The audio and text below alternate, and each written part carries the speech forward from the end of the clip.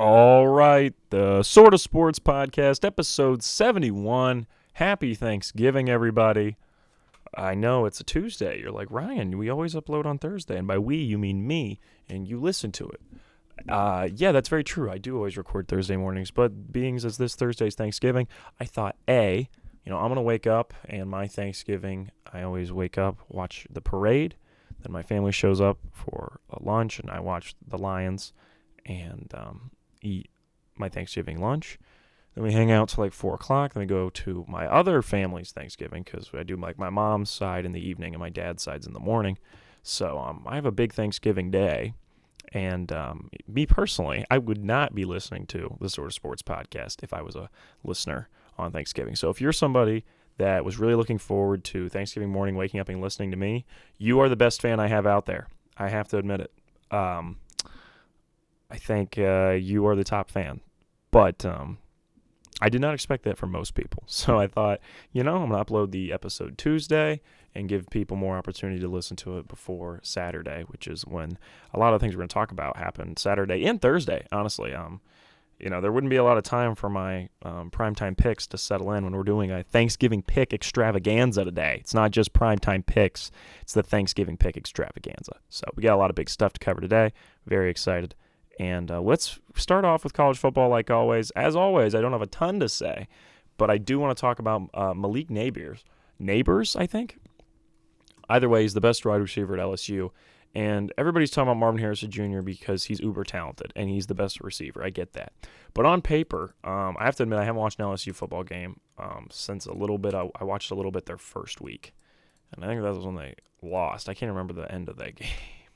I'm saying I've barely watched any LSU football this year. I'm not gonna try to lie to you guys and be like, oh yeah, I really know what I'm talking about. I don't watch LSU this year. I mean, Florida State, they lost week 1. Yeah, I watched a little bit of that, and then ever since then I was like, yeah. But Nabers, over 1,400 yards, 12 touchdowns, 80 receptions. So that's really impressive stats. And then if we go to Marvin Harrison Jr.'s stat line, he has less yards, less receptions, and less touchdowns. I just think that's interesting. Obviously, we all know Marv's the most talented, but we got to pay attention to the fact that Nabers is, on paper, having a better year. Now, granted, I don't know how the eye test holds up because I watched one LSU game, so I don't know what the eye test is. Maybe the eye test, it's just so much clearer how good Marvin Harrison Jr. is. And granted, Ohio State has a lot of good receivers. Obviously, they got a really good tight end in Cade Stover. And Egbuka, I think is how you pronounce it, Egbuka. He's good too. So there's a lot of good receivers at Ohio State, so I understand. But on a Heisman perspective, it feels like, the media is doing what they did last year with Caleb Williams, where all of a sudden around like late November, they just really push this one guy. And that's the narrative they want to push. And so that's they're doing that with Jaden Daniels. Like the media is just really wants Jaden Daniels to win. And all of a sudden you're seeing all these Twitter posts of Jaden Daniels and you're seeing people – because people are naturally going to be like, oh, okay, like this guy's really good. People are talking about Jaden Daniels. Oh, he's the betting favorite. Oh, man, Jaden Daniels having a big year. That's the way this works. If all of a sudden – if you start posting things – if ESPN starts posting Jaden Daniels looking like Heisman right now, and right now, Bleacher Report, here it is. I just Googled Jaden Daniels. Bleacher Report's 2023 Heisman Trophy rankings, : we need to talk about Jaden Daniels. You start putting articles out like that, people don't even read those. They just see the headline, and then they think, oh, I have the take now, which is, man, I think Jaden Daniels needs to win. Which, granted, he's having a great year. Don't get me wrong. This is the same thing that happened with Caleb Williams, where it was just we get near the end of the year and you weren't really sure who should win it. Like Penix or Penix, however you pronounce it, hasn't been the most impressive, but like he's also played well. And it's like, yeah, J.J. McCarthy's on a really good team, but he's had some bad games. And I don't think we really want to give it to Marvin Harrison Jr. if he's not really leading all the wide receiver stats, because he's not. Like I just said, Nabers is beating him a lot. And even though LSU's not going to be in the playoffs, Jaden Daniels played really well. And so now it's like, okay, I think Jaden Daniels is going to win it. It's just weird. It's like when they don't know who's going to win it, the media is just like, we like this guy, we're going to push him. And then naturally people are like, oh, okay, cool, and they get behind it. I'm not saying he's not deserving. I think he is. It's just odd how this happens. So Jaden Daniels is probably going to win Heisman. It's the same way Caleb Williams won it last year. So, obviously, the big game is this week. Ohio State versus Michigan. Both undefeated teams, both going to probably be the most likely in the college football playoff. We'll have to see how that turns out because it'll be interesting if they still put one of them in, if they have a loss, and if Florida State and Washington are still undefeated by then. It'd be very intriguing to see what the college football playoff wants to do. But regardless, it's going to be super exciting. It's going to be a great game. I think this has all the makings of an absolute hood classic. It's going to be JJ's last game. It's going to be Blake Corum's last game. I don't think it's Donovan Edwards' last game, but a lot of the characters that have been a part of this back-to-back wins for Jim Harbaugh are going to be gone after this episode. So it's like the end of a season. Well, granted, every year's the end of a season, but I mean, like, I feel like it was like a TV show, right? We've been watching 3 episodes from, like, this is like a trilogy, it feels like. This is like the end of the trilogy. And this one is definitely a crazy third act. We got the whole Harbaugh business and all that crazy shit. And them crying after it's so goofy, and I cannot wait to see how this turns out. The media pressure on this one is higher than ever, and so it's gonna be absolutely amazing. I cannot wait. And you know what? I'm not even making a prediction because it's not that I can't predict. I have a team I think's gonna win. But I'm not saying it because the Klinger curse is undefeated. The episode title is going to be that with Joe Burrow's picture. I just want to point out, I was talking about how great C.J. Stroud was. He threw 3 picks last game. Now, granted, still won the game, still an MVP candidate, but he had his worst game of the season after I put him in the thumbnail and talked about him. Then, before that, I talked about the Bengals, and Joe Burrow got hurt. Then, before that, I put the Panthers 1. We haven't won a game since. I don't think that's the curse. I think that was always going to happen. The Dolphins, and I said we have all overhyped the Dolphins. That did not come back to bite me. But, that is the case of that I was, going back on a statement I'd prior said where I was really high on the Dolphins. That's a little different. Crazy, stupid Brock Purdy. I talked about Brock Purdy. The next week they lost to the Browns. How hyped can I be about the Lions? I think the next week they lost too. When I made the episode, are the Bills the team to beat? The Bills lost the next week. The 2023 MLB playoffs, I put Ronald Acuna Jr. They lost their first series. I had the Phillies picture. They lost in the pennant. The Klinger curse is just absolutely different. After I put a picture of Shedeur Sanders and said I watched the greatest college football game of all time, Colorado's won 1 game since. So, I need to stop. So, I'm going to continue to pick games. I'm definitely going to make a Super Bowl prediction still. I'm still going to be crazy and do things like that. But I have to admit. Oh, also, and I said the Chiefs were going to win last week, and they lost, which is... Well, we'll get to that later. But I do not want the Klinger curse to touch this game.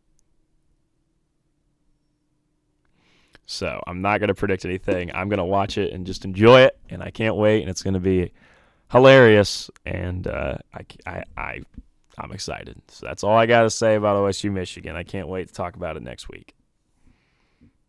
Okay, so we're going to shift now to NFL. So Joe Burrow is out for the season. We've been worried he's been a little injured, and then he gets hurt, and he's going to be out for the year. It's come out. He's going to get surgery. And there goes my Super Bowl prediction. I was feeling pretty good about Bengals over Lions. I was like, this is in the cards. This is in the cards. And it's gone. So pretty sad. Bengals are a fun team. It's one of those where you're like, we'll be good next year. Will you? Sorry. But I'm saying you can't always just bet on the next year. And this was going to be looked like a really good year for the Bengals. They had lost some games early on. They were starting to find their groove. I mean, granted, they just lost to the Texans, but I think if they could have beat the Ravens there, it would have been a statement win, and then they can continue to march, and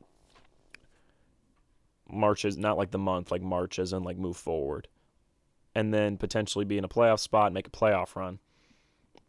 And now all that's gone. It's essentially a wasted year, and that's really a shame because I think T. Higgins is going to be gone after this year. Maybe a future Carolina Panther would be pretty awesome. But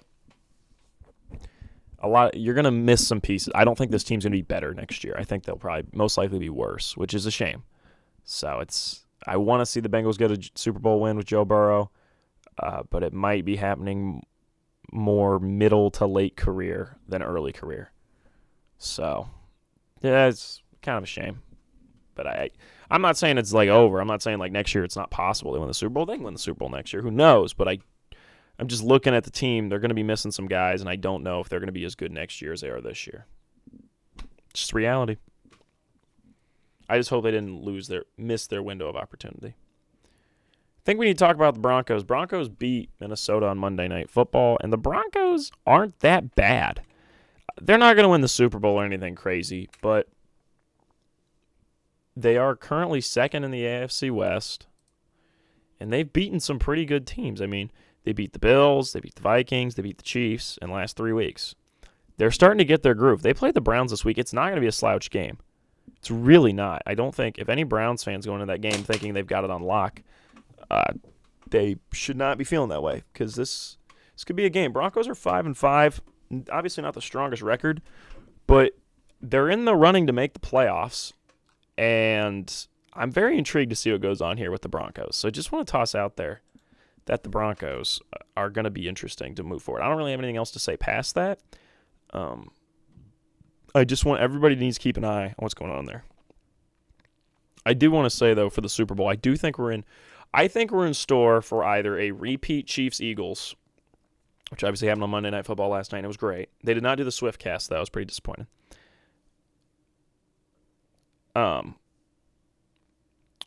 The Chiefs were, before last night, they were 18-0 when scoring first in the last 2 years, including the playoffs. And I'm like, that's a crazy stat. And then, of course, they go on to lose that game. It's really pissed me off. And my notes literally said, here are my notes from last night. I wrote this before the game. I said, I think the Chiefs are pretty much head and shoulders better than everyone. And then I put in my notes after the game, damn it, because they lost to the Eagles. But I think when it comes to the Super Bowl this year, we're either going to get like Chiefs-Lions or Chiefs-Eagles. Like Chiefs, maybe the Niners could somehow make a run, but I'm not super high on the Niners. And then it's either that or like some really weird Super Bowl, like something odd. Like the Broncos go on a run and they face the Eagles, or who would be really random? Like the Vikings go on a run and face the Chiefs. Like it's going to be something really weird, like Vikings Ravens without Mark Andrews. Like something really weird would be. I think that's kind of in the cards. I think it's either going to be like two very clear favorites or a matchup of like, what? How did we get here? And I think we're either in store for a really weird Super Bowl or like a really, I could have told you at the beginning of the year Super Bowl. I guess I'm one of the only people that would have said Lions Chiefs at the beginning of the year, but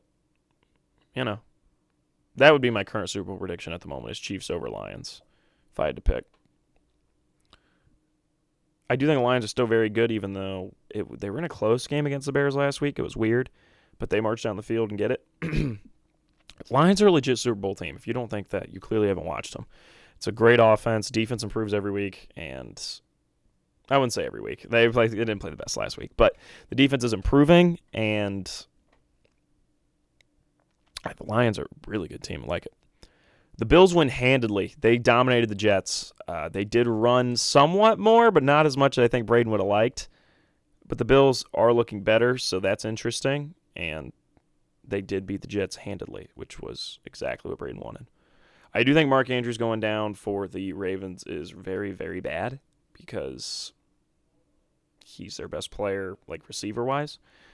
How far? I don't think this is the only team in Lamar's history that I thought could go to the Super Bowl. And now without Mark Andrews, I'm kind of like, I think an AFC title appearance is like their peak. I would say, like, I honestly think the Texans are like almost as good as this team now. Genuinely. I know it might be a crazy take, but I think this Texans team's really, really good. I mean, they always say the most important things to have on a team is a good pass rusher and a good quarterback, and they have that. So, and they're both rookies. Deshaun's out for the year. No sympathy from me for Deshaun. DTR didn't look amazing last week, but he didn't look terrible. So we'll see what he can do against the Broncos. Broncos' defense isn't the best. So as long as the Browns can try to slow down their offense, Browns get a win this week. I do think the Browns ceiling doesn't really change that much without Deshaun. To me, the Browns, they're not built for the playoffs at all. I mean, it's an incredible defense. I think one of the best defense I said before, I think on the podcast, last 5 to 10 years. And the defense is absolutely incredible, but they're bad in the red zone, and I don't really trust their play calling, and that is not a recipe for playoff success. And they don't really have a go-to guy. It should be Amari Cooper, but for some reason it's not. And Njoku sometimes drops balls that he should catch. They're just not a team I can trust in the playoffs. So they're not built for the playoffs. I'd be shocked if they won the wild card game. And I do not think they're leaving the divisional. The wild card would be a lucky thing. I wanted to toss out there the Niners. Like, what do we really all think right now? Because they're like, there was a period there everybody was like, "Oh, Niners going to the Super Bowl," and then right now they're 7-3, good record. They are the third best record in the NFC. I think they're really good, but honestly, I think the Lions are better. I think the Eagles are better. Well, they're tied for third, Cowboys, but the Cowboys aren't that good. I think the Niners are very good this year. I just don't know if I can see this team winning the Super Bowl. I'm not exactly sure. I'm trying to think why that really is. I think just because I watched them lose to the Browns, and I was like, guys, if you can't... I mean, obviously that Browns defense is really good, but as much as I love Brock, right now I need him to prove to me that I can trust him to win a Super Bowl again. I love you, Brock, but I need you to prove it to me. Also wanted to toss out there about last night at the Chiefs game. They had the game won, and then Marquez Valdez-Scantling drops that pass. It would have been a perfect touchdown pass. Chiefs could have taken the lead with like 40 seconds left. Would have been awesome. And usually if that's Tyreek Hill a couple years ago, he catches that and they win the game. I don't understand. Everybody getting mad at Scantling. I mean, even Tyreek Hill tweeted, that's a hard ball. He's like, I think his exact words were, everybody acting like they can catch that in the night lights, which I get what he's saying. That's a very hard ball to catch. But, I mean, that does suck because the Chiefs could have won the game last night. All right. Well, let's move into a little fun section I prepared called One Thing Every NFL Team Should Be Thankful For. For the Broncos, we have Sean Payton. He came in and has actually fixed things up. Give him credit. Took him a little bit. Beginning of the year, they were laughingstock, and now it looks like it'd be maybe in the playoffs. For the Chargers, I have pink slips because they should fire Brandon Staley. So they should be thankful for the fact that they have the opportunity to do that at some point. The Raiders, I have Antonio Pierce. That's their new coach. They got back-to-back wins underneath him, and then they lost last week to the Dolphins, but it was a pretty close game, so they should be happy with that. Chiefs, Travis Kelce merch sales. I was in Dick's Sporting Goods the other day, and they had a shirt that says, Karma is my tight end, which I get with the references. This Karma song from Taylor Swift, and tight end obviously being Travis Kelce. I understand that. But did they mean to put this much double meaning into it? Because if I told somebody Karma is my tight end, they're not going to think Travis Kelce. So I don't know if they meant to have the double meaning of this or not, but either way, it was very funny to me.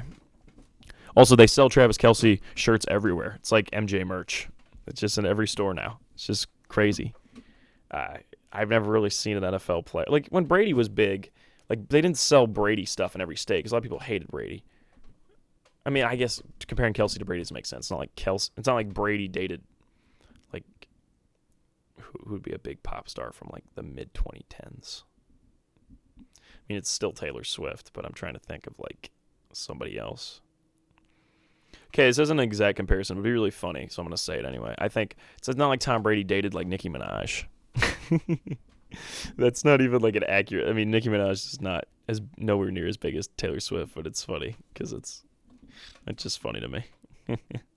Just picturing Tom Brady and Nicki Minaj. But even, like I'm saying, I'm trying to think of an NFL player. I've never seen an NFL player just get sold everywhere, like nationally. He's in Ohio. Like it's like full of Browns gear. And then there's like Kelce shirts that are like his shirt jersey. And then like ones that say Karma's my tight end, which is an interesting thing. Seahawks, Pete Carroll. I think as long as they have Pete Carroll, they should be relatively competitive. I don't think we talk about enough the fact that he's been able to keep them competitive after getting rid of Russell Wilson. And I think they're going to draft a quarterback this year, and they're going to be pretty good next year. I'm pretty excited to see what they do. The Rams, Puka Nacua. He's been a steal. I think he's kind of a system wide receiver, but he's damn good in that system. So you got to give credit to Puka Nacua. The Niners, the Commanders gifting you Chase Young. I mean, come on. That really wasn't that hard to get him, and you got a top-tier pass rusher. If he can stay healthy, him and Nick Bosa are scary. Cardinals, Kyler Murray with a question mark. I think you're happy that he came in and started winning games. I think you got to be happy with that. Now you know you got your franchise guy. You can draft Marvin Harrison Jr., and you can roll. I think that's kind of the goal when you're the Cardinals. For the Jaguars, I have Europe. They always win when they're overseas, so the Jaguars should be happy about that.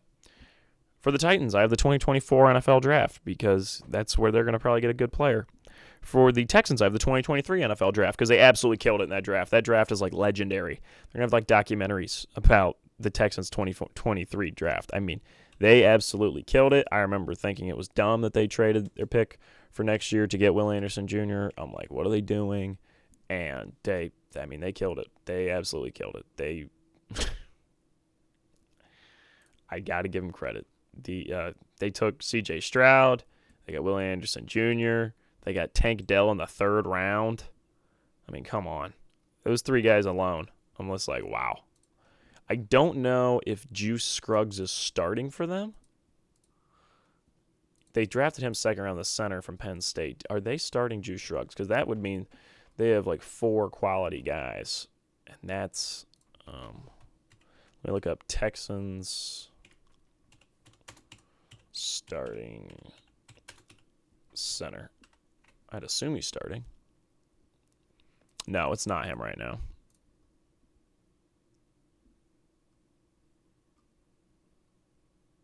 Maybe Scruggs is hurt. Because I don't even see him here. Huh. Either way, C.J. Stroud, Tank Dell, and Will Anderson Jr. That's crazy. Crazy draft from them. So, Colts, modern medicine. Because the shoulder surgery for Anthony Richardson is going to give you a franchise quarterback who's going to be really good. So, all right, next up, what a team should be thankful for, the Falcons. They should be thankful for Justin Fields' potential availability. They should be thankful for the fact that the Bears might get rid of Justin Fields, even though he's been playing pretty well for them. I still have faith in Justin Fields. Still on the Justin Fields train. And I think the Falcons should be looking to try to get him if he becomes available and the Bears decide to draft a new quarterback. And I think he'd work really well in the Bears offense. And Arthur Smith loves to run the ball. He can run it now with his quarterback. It's going to be the most awesome thing to him. He's like, oh, man, it's like running Wildcat every set. He's going to love it. So, for Panthers fans, things you should be thankful for is eyelids, because when you watch the Panthers, you want to just close your eyes and not watch the Panthers. So it's always good to be thankful for eyelids. I honestly almost thought about putting, I realized the other day, watch the Panthers, we have no incentive to lose, which is really good, because we don't have our first-round pick, so there's no reason to not try to win every game. So, for the Saints, I have Ohio State. The Saints got a lot of Ohio State guys. They've always had that, and right now Chris Olave is their best receiver. He's from Ohio State. Before that used to be Michael Thomas. I think they used to have Ted Ginn Jr. for a time, and, I mean, they just consistently... Didn't they have Ted Ginn Jr., or am I imagining things? I'm like sure he played for the Saints. Yeah. That's what I thought. Making sure. I thought he played for them. I think Cam Jordan's from Ohio State too. He's been there forever. So Ohio State for the Saints. For the Bucks, they're thankful for mic'd up segments because that's what Baker shines at, and that's always fun to watch. For the Bills, I have Braden Hayes. He's a diehard fan, big supporter, trying to help you guys out. He's putting all that effort into looking at next-gen stats on that stuff for just the fact that he's for the love of the game. So they got to be thankful for that. For the Jets, I got free agent quarterbacks because Zach Wilson is now the 3rd-string quarterback for the Jets. I can't believe this. Both the New York quarterback situation is wild. We got Tommy DeVito for the Giants, and then we got, for the Jets, I think it's Tim Boyle's the starter now. Tim Boyle is going to be the starter. So that'll be exciting. And then Mike White, I think, is the backup. So crazy stuff happening in New York for quarterbacks. The Dolphins, in fact, what they should be thankful for, the fact that the NFL has no speed limit. I think this is kind of a bad joke, but I wrote it last night at like 1 a.m., and I'm going to stick with it. The joke is being that they're very fast. The Patriots, the 2024 Heisman race. There's a lot of guys who are kind of in the mix, so the Patriots should be happy. They're going to have their pick of quarterback. They get Bo Nix, J.J. McCarthy, Jaden Daniels, Jordan Travis, Caleb Williams, Quinn Ewers. Is there anybody else? Michael Penix or Penix, however you say it. There's a lot of quarterbacks. I'd name like 7 quarterbacks. That's a lot. Packers, they're publicly owned, which will always be cool. I mean, whenever you're down on the Packers, just think about the fact they're publicly owned, which is really cool because the Packers have like the nicest facilities like in the league because there's no owner that's taking the profits. The profit gets put right back into the workers and the stadium, which is a lot better than some owner taking a couple $100 million to buy himself a mansion. So it's always going to be cool if they're publicly owned. The Lions, what they should be thankful for, everything. I mean, the Lions, you're a Lions fan. You're absolutely rolling. You're the fun new team. Everybody likes you. You haven't gotten to the Green Goblin segment of your guys' run yet where they, hate you and they want you to fail and fall, die trying. That whole thing has not happened yet. That won't be for like 3 years down the line. So you just got to be thankful for everything right now because you're doing great. The Bears, they should be thankful for. The Panthers, their incompetency. Actually, we're not incompetent. I like getting Bryce Young, but you should be thankful for the fact that we've played terrible this year. The Vikings, they should be thankful for the 2020 playoff expansion because right now the Vikings might make the playoffs because there's a 7 seed. And so they should be happy about the fact they added a 7 seed. The Bengals, the fact that you extended Joe Burrow, and there's no some random weird BS at the end of this year where it's, the Bengals extend Joe even though he's hurt, all that dumb stuff. No, they've already extended Joe. They're fine. The Browns, what they should be thankful for. People always say defense wins championships, so maybe that's the case. You got the best defense, maybe you win the championship. The Steelers, what they should be thankful for, brain cells, because they fired Matt Canada this morning. Originally, for what I had thankful for was Mike Tomlin because Canada's so bad. And boom, this morning they tweeted out that they've relieved Matt Canada of his duties. So Kenny Pickett is now going to start being like a top 5 quarterback in the league. I'm kidding, but he should play significantly better without Matt Canada. The Ravens, what they should be thankful for. John and Jim aren't identical twins. So people understand that your coach is not banned. It's always a good thing. Eagles, the Philly Special Christmas album. It's an absolute banger. If you haven't listened to the Philly Specials, it's Jordan Mailata, Lane Johnson, and Jason Kelsey, 3 of the best O-linemen in the league, all playing on the Eagles, and they made a Christmas album. And Travis just did a song with Jason that was like a little single.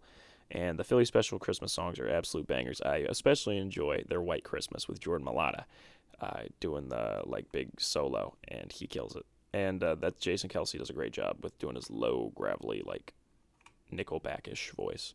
Even though he doesn't like Nickelback, it's kind of what his voice reminds me of.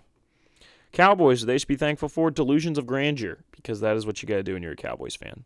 Washington, this one is tough, but I said Eric Bieniemy might eventually coach, and maybe he's, I think he's really good offensively. He was underneath Andy Reid. Maybe he can fix things up.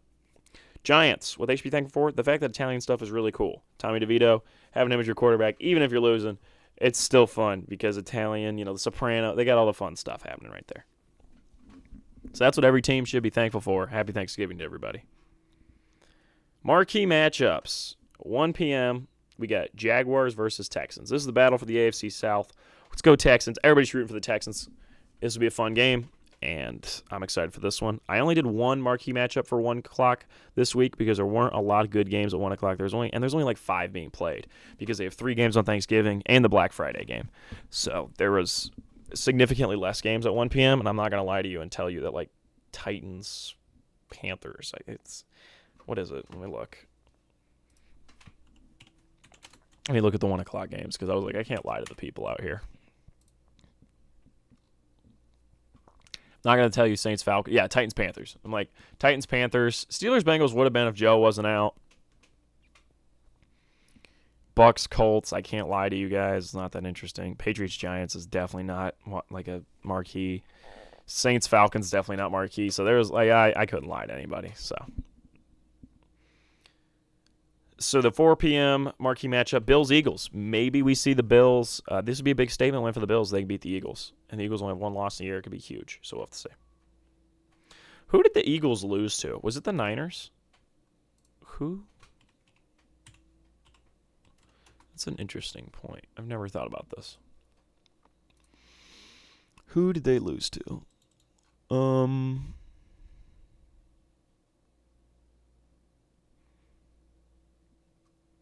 the Jets on October 15th. Wow. Okay, they haven't even played the Niners this year. That's wild. Okay, I forgot that happened. All right, it's time for the Thanksgiving pick extravaganza. So for the Thanksgiving Day games at 12:30, we got Lions versus Packers. Going to take the Lions here. They're really good, and the Packers aren't really good, so that's pretty simple. 4:30, Cowboys versus Commies. It's a great American matchup on Thanksgiving. Always going to want to see the Commies lose on Thanksgiving, and Cowboys will take care of business. 8:20, Niners versus Seahawks. This could be a really fun one. NFC West matchup, two of the best teams there, but I do expect the Niners to get a big statement win, and that'll be huge for them. The Black Friday game, we got Finns Jets. I think it's like 12:30. So I don't know who would come back from Black Friday and say, hey, I got to stay up for Finns Jets. But whoever does that, Finns Jets, Black Friday. I'm going to take the Finns over the Jets. I think the Finns are going to win this. It would be pretty crazy, though, if the Jets won. I'm going to root for them to win because it'd be pretty wild. Sunday Night Football. We got Chargers versus Ravens. I'm going to go risky here. I'm going to say the Chargers take a win. I think the Ravens are a little banged up from their Thursday night game. They got a long rest. I understand that. But I think the Chargers can get a little, they slip out and win. But, the Chargers always lose when it's a one-score game. A couple minutes left in the game because, as my father always said, good coaches win close games. And so that's why the Chargers always lose close games. But I'm going to take the Chargers just for kicks and giggles. Monday Night Football, we got Vikings versus Bears. Going to expect the Vikings. The Pastronaut, Josh Dobbs, going to continue to kill it. So that'll be big for them, getting a Monday Night Football win. Fun that the NFL scheduled a lot of Monday Night Football games for the Vikings. I don't know why they did that. Apparently they want to show off that cool new stadium they have. But regardless, what year was that built? That's relatively new, isn't it? I'm looking it up. What year was it built? Yeah, that was 2016. It's not as new as I thought it was. All I know is that it's apparently really nice. So, all right. That was all the primetime picks. So we're going to move over into movies. I watched 48 Hours two nights ago, and I really enjoyed it. Eddie Murphy's first ever feature film, so that was really exciting. Everybody on this podcast knows Beverly Hills Cop, one of, not my favorite movie of all time, and one of, if not my favorite movies of all time. I'm not sure how that sentence is supposed to work. Whenever my mom listens to this podcast, she'll let me know what I should have done grammatically there. But regardless, I really liked it. It's a very 80s movie, I will admit. It's not like Beverly Hills Cop, which holds up like fine wine. Beverly Hills Cop is very 80s too, but it's not 80s in like the way that, it's like they'll show like the criminals or like they run through to like shoot a bad guy, and he was like with a girl, and she's like naked screaming in the background while they're shooting at this criminal. It's kind of like it's got a little bit of like bad late 70s, early 80s action movie. Hey, we're just throwing a naked woman whenever we can. And, the main hero is always, like, drinking out of a flask. Like, it does a lot of those, like, late 70s, early 80s stereotype stuff. But I still enjoyed it. If Eddie wasn't in it, I do think I'd enjoy it much less. Nick Nolte's entire character kind of talks like he's concussed the whole film, but I think that's kind of supposed to be that way, or that's just Nick Nolte. But I did enjoy it. I would definitely watch it again, but I definitely think it's Eddie that makes the movie really work for me. But I enjoyed it. I'll probably watch Trading Places soon in honor of the holiday season. I haven't had a chance to rewatch Caddyshack yet. Got to get that done. I also wanted to say, I didn't really enjoy Anchorman that much, but it was interesting. You could see Adam McKay's style forming through Anchorman.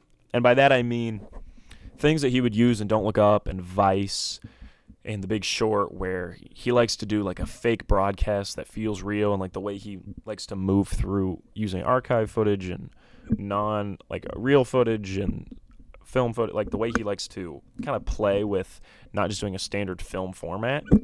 There's a lot of those elements in Anchorman with the whole news broadcast thing. So it's interesting. You can see that forming in Anchorman, and I thought that was very interesting. 'Cause I thought of that the other day. Invincible Episode 3 was absolutely awesome. Ended with a huge twist. If you haven't watched it, I'm not going to... Well, I think I am going to spoil it. It's been a couple days. You should watch it by now. I don't know anybody who listens to this that hasn't watched it already. So I'm going to say it was pretty crazy. The Omni-Man shows up at the end. It's going to be super interesting to see what happens. This week, it's going to be a real shame because after this week, they're not. This is the end. Well, it's the halfway point of season 2, but we're not going to get any more season 2 until like I think the spring. So that's a shame, but it's been an awesome season. I think it's on pace to be better than season 1, and I love season 1. So episode 3 is absolutely amazing. Apparently, episode 4 is even better. So I cannot wait. They cast Nicholas Hoult as Lex Luthor. What do I think? I texted G. I'm like, I don't know. And she's like, I think it's good. I think he's going to be really good. And I get it. In order for this movie to live up to the hype, Superman Legacy, to live up to the hype for me, it has to basically be the greatest, like one of the greatest movies of all time. And it has to be a surefire Hall of Famer when I watch it. It has to be the best movie of 2025. It has to be better than Batman Part 2 in order for it to live up to the hype for me. That's how excited I am for the Superman movie. And I think the Batman Part 2 is also going to be one of the best superhero movies ever. So these two both have to be incredible. I have incredibly high expectations for both these movies. And the Superman one is just, I want a good Superman movie so badly. Don't understand. It's what I yearn for. You don't know how many people tell me Superman's boring. My own family. My own sister said she thinks Superman's boring because of this damn Superman writing in the last 10 years isn't very good. And I'm saying, I'm yearning for a good Superman film, and that's what I want out of this. So what do I think about Nicholas Hoult? Last movie I saw him in was The Menu. Before that, really the only things I've seen him in are the X-Men films.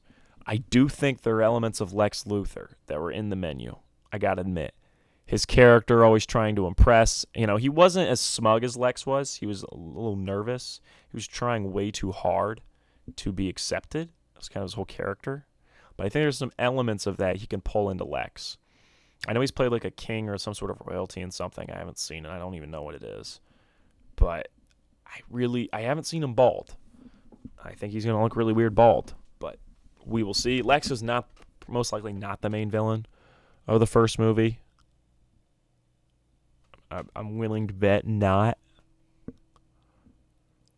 But he's going to probably be at some point the main villain. And me, the best live-action Lex is Michael Rosenbaum in Smallville. I like Gene Hackman a lot, but Michael Rosenbaum in Smallville is like perfect Lex. Like borderline perfect Lex. He's great. And so Nicholas Hoult has to top that, and I really hope he can do it. I want a good Lex Luthor so bad. So bad. And Lex Luthor is one of my favorite comic villains. Superman is one of my favorite superheroes. I want to warn everybody when that movie comes out, I'm going to try to argue that I like Superman, like he's my favorite superhero, and I like him more than Spider-Man. Just letting you know that that's a lie. I like Spider-Man more, but there's going to be a point if that movie's really good that I'm probably going to say that because I'm just going to be so hyped up from it. So, Superman Legacy, I'm assuming more castings are going to come out soon. Maybe who's going to be Brainiac? If they do Brainiac, I'm hoping they do a Superman versus the Elite thing because they cast somebody as the engineer from the Authority, and I've been reading the Authority comics too. Right now I've been reading Butcher's Crossing. I only got like 70 pages left. Probably finish that within the next couple of days before Thanksgiving. But I've also been reading the Authority, which is excellent. And if it's excellent, it's good. It's not as good as like Watchmen, but like granted, what is? But after that, I'll probably read All-Star Superman. Let's get some good Superman comics in. For Christmas, I'm probably thinking I'm going to ask for some more Superman comics. He's the GOAT. Superman's awesome. So, I need him to kill it as Lex. I need it to happen. Speaking of things that need to happen, Beverly Hills Cop 4 is coming out next year, baby. My most anticipated film of 2024. No questions asked. They got Eddie back. They apparently have Rosewood Taggart and Bogomil all coming back. It's got to be amazing. It's got to be epic. Can they get Jenny Summers to come back? That would be fun, too. I love Jenny Summers. But we'll see what goes on. She was just fun. She was a cool personality. She was a good friend to Axel.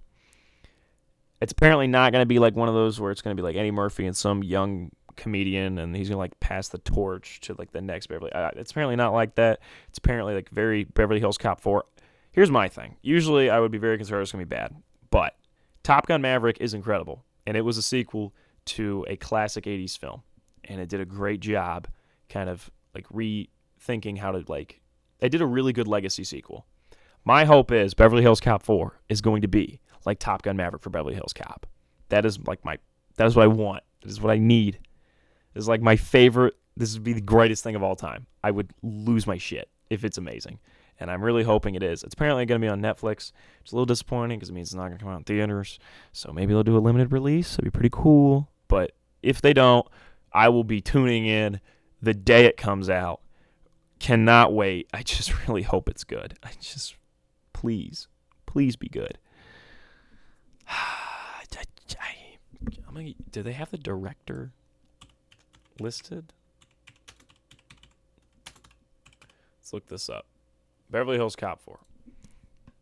I feel like once I see the first trailer, I'm going to have a concept of how I feel.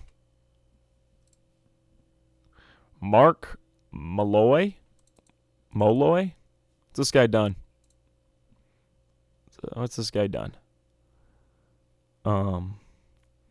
Oh. Okay, basically nothing. Oh. Okay. Well, let's hope it's really good. Let's hope he's like gonna kill it on his first movie. Oh, Joseph Gordon-Levitt's in it too. And Kevin Bacon. So.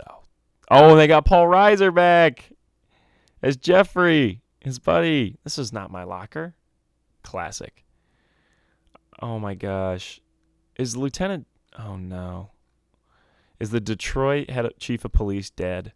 Is that actor dead? That'd be sad. They got... Yeah, so Taggart's here. There's Rosewood. Oh no. Did Bogomil die and I didn't realize? Oh no. Oh no. Is Ronnie Cox dead? No, Ronnie Cox is still alive. Okay, well then Ronnie Cox better be in the movie, guys. Good. I'm glad Ronnie Cox is still alive. He better be in the movie. Come on. Yeah, Gilbert R. Hill, the guy who plays Inspector Todd. Is he still... Oh, he died in 2016. Well, rest in peace, Gilbert R. Hill. You're a legend. One of my favorite characters in any movie ever. Like, being dead serious. I actually never watched Coming to America 2. Maybe I need to accomplish that. I've heard it was okay, but not incredible. I need Beverly Hills Cop 4 to be incredible. Apparently the subtitle is Axel Foley. I don't know why you gave that. I don't know why it needs a subtitle. I think everybody knows it's going to be Axel Foley. He's the only Beverly Hills Cop. Listen. It means so much to me. This is more important than Superman Legacy. I'm being honest. My expectations are higher for Superman Legacy, but it is more important to me to have it. If you said one of these movies is going to be average, and one, oh my gosh, why am I doing this to myself? This is terrible. See, now we're getting into, like, in Red Dead Redemption 2, Arthur Morgan's journal is called, like, Ramblings of Fields and Plains, I think, or something like that. I think usually, like, the last 20 minutes of the podcast where I talk about movies is, like, Ramblings of a Wild Man. I don't know if Wild Man's right, but Ramblings of Delusion or something. I need to figure something out. It's like Ramblings of Fields and Plains, like Ramblings of Movies and Films. I think it's too on the nose. I got to think of something better, but usually by the end of the episode, I end up getting to a ramble, and here I am doing it. Here it is. This is the ultimate question. If I had to choose between Beverly Hills Cop 4 and Superman Legacy, only one of them can be incredible. The other one is going to be fine. Ugh! That's so terrible. Oh my gosh. Because, like, if Beverly Hills Cop 4 is fine, it's like, why do we even make it? Like, why would we waste my time? Why? Why would we do this to me? It just hurts me. I've actually never watched Beverly Hills Cop 3 because I've just heard nothing but bad things. And I'm just scared. I'm going to watch it and hate it. I'm worried. I'm scared. I mean, I like 2. Not as much as 1, but I like 2. 2's got some great moments. 2 is when they go to the strip club and he tells them that he says that Taggart is Gerald Ford. That's classic. Absolute classic scene. But, oh my gosh. If I had to pick, that's so terrible. I honestly I think I would go Beverly Hills Cop 4, because if it was amazing and it was just absolutely incredible, that's less likely than Superman being incredible. So even though I'd be more disappointed by Superman being fine and not incredible, I think I would find a way to live with it, because I'm routinely disappointed by Superman movies. Whereas Beverly Hills Cop 4 would just be mocking if it's just fine. It would just hurt me. So I pray to you, good Lord, please have both be amazing. It's mean a lot to me. All right. Well, we had a little bit of a religious moment here at the end, because, Superman and Beverly Hills Cop, these are like two core ideals. If Beyond the Spider-Verse releases in 2025, then it's like the greatest movie year ever. We get Superman, Batman, and Beyond the Spider-Verse. Oh, my gosh. Oh, and the Fantastic Four got cast. Not cast, but Pedro Pascal is Mr. Fantastic. I don't think it's really the best casting. I love Pedro, but I don't think he's going to be he's very good, so I'm sure he can do well as Mr. Fantastic. Just not exactly what I pictured for Mr. Fantastic. But granted, I enjoy the old ones of Ian Gruffold and Chris Evans and Jessica Alba and the guy who plays the Thing that I can't remember the name of. He's good as the Thing. But I enjoy those movies when I was younger. Especially the first one, I remember liking. That was fun. All right. I think that's it for the episode. I'm going to go eat and think about how I really want Beverly Hills Cop 4 to be good, because it's what really matters in life is Beverly Hills Cop 4. And I really hope Superman's good. But I have high hopes for Superman. I believe that Superman Legacy is going to be just like the greatest superhero movie ever made. I am a little worried about Beverly Hills Cop 4. But the fact that they're bringing back the original cast makes me feel good. I want it to be the Top Gun Maverick of Beverly Hills Cop films, which is like the greatest legacy sequel ever. So I understand I have pretty high expectation, but I just care that much. All right. I'll see you all in the next one. Happy Thanksgiving, everybody. What I'm thankful for, other than my family and friends and all the people who care about me, I'm most thankful.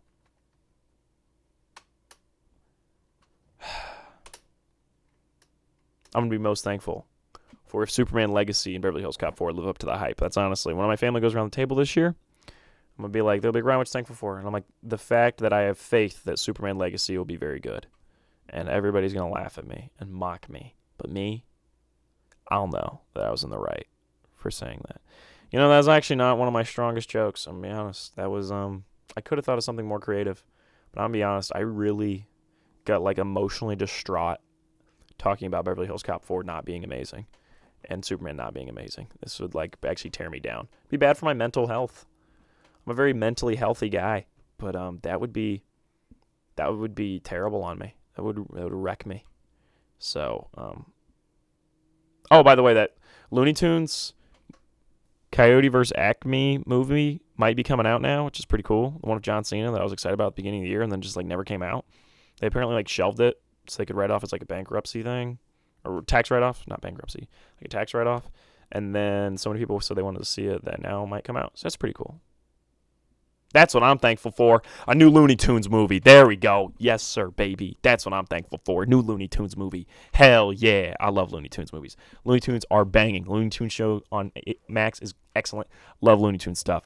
Hell yeah. Most thankful for Looney Tunes and like the new movie. That will be awesome. All right. Thank you. See you all in the next one. Happy Thanksgiving. Bye.